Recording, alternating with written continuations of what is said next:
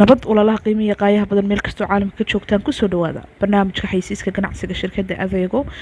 Amintan iyo waqtigan oo kale waxaan idiin soo gudbinaa barnaamijka xaysiiska inaga oo aynu kusoo qaadano dadka martida inooga iyo waliba product-yada ay shirkaddu soo saarto aynu maalin walba kusoo qaadano kaynu isleeyahay muhiimada iyo dadka uu leeyahay meesha laga soo saaro waxa laga sameeyay loo isticmaalo iyo waliba qiimihiisa kusoo dhawow mar labaad.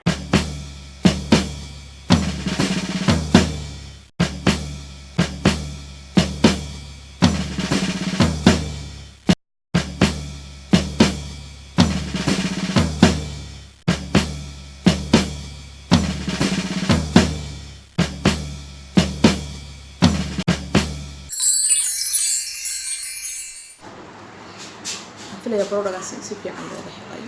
oo dadku ay fahmeen ku taxnow channelka YouTube-ka Adeega TV iyo waliba page-ka aan Soomaaliland u soo gelin doono